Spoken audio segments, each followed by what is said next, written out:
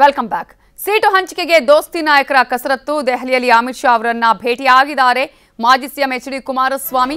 ಅಮಿತ್ ಶಾ ಅವರ ನಿವಾಸದಲ್ಲೇ ಭೇಟಿಯಾಗಿ ಮಾತುಕತೆಯನ್ನ ನಡೆಸಿದ್ದಾರೆ. ನಿನ್ನೆಯಷ್ಟೇ ದೆಹಲಿಗೆ ತೆರಳಿದ್ರು ಮಾಜಿ ಸಿಎಂ ಕುಮಾರಸ್ವಾಮಿ. ಹಾಗೇನೆ ಜೆಡಿಎಸ್ನ ಯುವ ಘಟಕದ ರಾಜ್ಯಾಧ್ಯಕ್ಷರಾಗಿರುವಂತಹ ನಿಖಿಲ್ ಕುಮಾರಸ್ವಾಮಿ ಅವರು ಅಮಿತ್ ಶಾ ಅವರನ್ನ ನಿನ್ನೆನೆ ಭೇಟಿಯಾಗಬೇಕಾಗಿತ್ತು. ಆದರೆ ಇವತ್ತು ಭೇಟಿಯಾಗಿದ್ದಾರೆ. ಬಿಜೆಪಿ ಮತ್ತು ಜೆಡಿಎಸ್ ಸೀಟು ಹಂಚಿಕೆ ವಿಚಾರದ ಬಗ್ಗೆ ಚರ್ಚೆಯನ್ನ ಮಾಡಿದ್ದಾರೆ. ಮಂಡ್ಯ ಲೋಕಸಭಾ ವಿಚಾರವಾಗಿ ಪ್ರಮುಖವಾಗಿ ಚರ್ಚೆಯಾಗಿದ್ದು ಮಂಡ್ಯ ಕ್ಷೇತ್ರವನ್ನ ಜೆಡಿಎಸ್ಗೆ ಬಿಟ್ಕೊಡೋದಕ್ಕೆ ಎಚ್ಡಿಕೆ ಮನವಿಯನ್ನ ಮಾಡಿಕೊಂಡಿದ್ದಾರೆ ಅನ್ನುವ ಮಾಹಿತಿ ಲಭ್ಯ ಆಗಿದೆ. ಮಂಡ್ಯ ಕ್ಷೇತ್ರವನ್ನ ಬಿಜೆಪಿಗೆ ಬಿಡುವಂತೆ ಹೇಳಿದ್ದಾರಂತೆ ಅಮಿತ್ ಶಾ. ಈ ಸಂದರ್ಭದಲ್ಲಿ ಜೆಡಿಎಸ್ಗೆ 3 ಕ್ಷೇತ್ರ ಬಿಟ್ಟುಕೊಡುವ ಬಗ್ಗೆ ಸಭೆಯಲ್ಲಿ ಚರ್ಚೆಯಾಗಿದೆ. ಅಂತಿಮವಾಗಿ ಮುಂದಿನ ಸಭೆಯಲ್ಲಿ ಸೀಟು ಹಂಚಿಕೆಯ ಬಗ್ಗೆ ತೀರ್ಮಾನವನ್ನು ತೆಗೆದುಕೊಳ್ಳಲಾಗುತ್ತೆ, ಅಂತಿಮ ನಿರ್ಧಾರವನ್ನು ತೆಗೆದುಕೊಳ್ಳಲಾಗುತ್ತೆ, ಫೈನಲ್ ಡಿಸಿಷನ್ ಅನ್ನ ಮಾಡಲಾಗುತ್ತೆ ಅನ್ನುವಂತಹ ಮಾಹಿತಿಗಳು ಲಭ್ಯ ಆಗ್ತಾ ಇದೆ. ಮಂಡ್ಯದ ವಿಚಾರವೇ ಈಗ ಬಹಳ ಕುತೂಹಲಕ್ಕೆ ಕಾರಣ ಆಗಿರೋದು. ಕುಮಾರಸ್ವಾಮಿ ಅವರು ನಮಗೆ ಬಿಟ್ಕೊಡಿ ಮೈತ್ರಿಯಲ್ಲಿ ಅಂತ ಹೇಳಿದ್ರೆ ಸುಮಲತಾ ಅವರು ಕೂಡ ಈ ಕ್ಷೇತ್ರದಲ್ಲೇ ನಾನು ನಿಲ್ಲೋದು ಅನ್ನುವಂತಹ ಪಣವನ್ನು ತೊಟ್ಟ ಹಾಗೆ ಕಾಣಿಸ್ತಾ ಇದೆ. ಎಚ್ ಡಿ ಕುಮಾರಸ್ವಾಮಿ ಅವರಿಗಾಗಲೇ ದೆಹಲಿ ಪ್ರಯಾಣವನ್ನ ಮಾಡಿ ಅಮಿತ್ ಶಾ ಅವರನ್ನು ಭೇಟಿ ಆಗಿದ್ದಾರೆ. ಆದರೆ ಅವರ ದೆಹಲಿಯ ಭೇಟಿ ನನಗೆ ಗೊತ್ತಿಲ್ಲ ಅಂತ ಹೇಳಿದ್ದಾರೆ ವಿಜಯೇಂದ್ರ ಅವರು. ಮಾತುಕತೆ ಆಗುತ್ತೆ ಹೇಗೆ ಗೊತ್ತಿಲ್ಲ ಅದ್ರ ಬಗ್ಗೆ ನಮ್ಮ ಕುಮಾರಸ್ವಾಮಿ ಸರ್ ದೆಹಲಿಗೆ ಹೋಗಿದ್ದಾರೆ ಇವತ್ತು. ಸೀಟು ಹಂಚಿಕೆ ಬಗ್ಗೆ ಮಾತುಕತೆ ಆಗುತ್ತೆ ಹೇಗೆ ಗೊತ್ತಿಲ್ಲ ಅದ್ರ ಬಗ್ಗೆ ನಮ್ಮ ಕುಮಾರಸ್ವಾಮಿ ಸರ್ ದೆಹಲಿಗೆ ಹೋಗಿದ್ದಾರೆ ಇವತ್ತು. ಸೀಟು ಹಂಚಿಕೆ ಬಗ್ಗೆ ಮಾತುಕತೆ ಆಗುತ್ತೆ ಹೇಗೆ ಗೊತ್ತಿಲ್ಲ ಅದ್ರ ಬಗ್ಗೆ ನಮ್ಮ ಇದರ ಬಗ್ಗೆ ಇನ್ನಷ್ಟು ಡೀಟೇಲ್ಸ್ ಅನ್ನ ಕೊಡೋದಕ್ಕೆ ನಮ್ಮ ಪೊಲಿಟಿಕಲ್ ಬ್ಯೂರೋ ಹೆಡ್ ಆಗಿರುವ ಚಿದಾನಂದ ಪಟೇಲ್ ಫೋನ್ ಸಂಪರ್ಕದಲ್ಲಿ ಜಾಯ್ನ್ ಆಗಿದ್ದಾರೆ. ಚಿದಾನಂದ ಪಟೇಲ್, ಈಗಾಗಲೇ ಕುಮಾರಸ್ವಾಮಿ ಹಾಗೇನೆ ನಿಖಿಲ್ ಕುಮಾರಸ್ವಾಮಿ ಅಮಿತ್ ಶಾ ಅವರನ್ನ ಭೇಟಿ ಆಗಿದ್ದಾರೆ. ಮಂಡ್ಯದ ವಿಚಾರವೇ ಇಲ್ಲಿ ಪ್ರಮುಖವಾಗಿ ಚರ್ಚೆಗೆ ಬಂದಿದ್ದ. ಎಷ್ಟು ಕ್ಷೇತ್ರಗಳನ್ನ ಕೇಳಿದ್ರು, ಬಿಜೆಪಿಯ ನಿರ್ಧಾರ ಏನು, ಫೈನಲ್ ಡಿಸಿಷನ್ ಯಾವಾಗ ಆಗತ್ತೆ ಕ್ಷೇತ್ರಕ್ಕೆ ಸಂಬಂಧಪಟ್ಟ ಹಾಗೆ?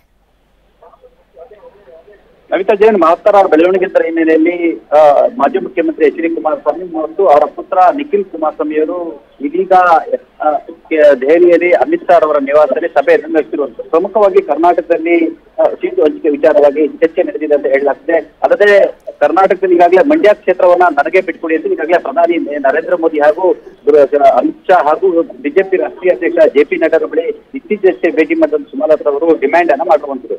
ಈ ಎಲ್ಲ ಬೆನ್ನಲ್ಲೇ ಇದೀಗ ಕುಮಾರಸ್ವಾಮಿ ಅವರು ಮಂಡ್ಯ ಲೋಕಸಭಾ ಕ್ಷೇತ್ರದ ವಿಚಾರವಾಗಿ ಕೂಡ ಚರ್ಚೆಯನ್ನು ಮಾಡ್ತಿರೋದು. ಮಂಡ್ಯ ಲೋಕಸಭಾ ಕ್ಷೇತ್ರದಲ್ಲಿ ಜೆಡಿಎಸ್ ಅಲ್ಲಿ ನೆಲೆಯೂರಿರ್ತಕ್ಕಂಥದ್ದು, ಕೇಡರ್ ಬೇಸ್ ನಮ್ಮಲ್ಲಿ ಏನು ಪಾರ್ಟಿ ವರ್ಕರ್ಸ್ ಇರ್ತಕ್ಕಂಥದ್ದು. ಹಾಗಾಗಿ ನಮಗೆ ಬಿಟ್ಕೊಡಿ ಮತ್ತು ಮಂಡ್ಯವನ್ನು ನಾವು ಗೆಲ್ತೀವಿ ಅನ್ನೋ ಮಾತನ್ನು ಕೂಡ ಹೇಳಿರುವಂಥದ್ದು. ಈಗಾಗಲೇ ಹಾಸನ, ಮಂಡ್ಯ ಮತ್ತು ಕೋಲಾರ ಕ್ಷೇತ್ರವನ್ನು ಕೇಳಿರ್ತಕ್ಕಂಥ ಮಾಜಿ ಮುಖ್ಯಮಂತ್ರಿ ಎಚ್ ಡಿ ಕುಮಾರಸ್ವಾಮಿ ಅವರು ಜೊತೆಗೆ ತುಮಕೂರು ಅಥವಾ ಮೈಸೂರು ಕೊಡಗು ಲೋಕಸಭಾ ಕ್ಷೇತ್ರವನ್ನು ಕೂಡ ಕೇಳಿರುವಂತದ್ದು. ಅದರಲ್ಲಿ ತುಮಕೂರು ಅಥವಾ ಮೈಸೂರು ಕೊಡಗು ಯಾವ್ದಾದ್ರು ಸರಿ ಇದನ್ನು ಒಂದನ್ನು ಬಿಟ್ಕೊಡಿ ಅಂತ ಮನವಿಯನ್ನು ಮಾಡಿರುವಂತದ್ದು. ಈ ನಡುವೆ ಇದೀಗ ಅವರ ಸಂಬಂಧಿಯಾಗಿರ್ತಕ್ಕಂಥ ಜಯದೇವ ಆಸ್ಪತ್ರೆಯ ಮಾಜಿ ನಿರ್ದೇಶಕ ಡಾಕ್ಟರ್ ಮಂಜುನಾಥ್ ಅವರನ್ನು ಕೂಡ ಕನೆಕ್ಟ್ ಸಂಬಂಧಪಟ್ಟ ಮಹತ್ವದ ಚರ್ಚೆ ನಡೆಸಿರುವಂತದ್ದು.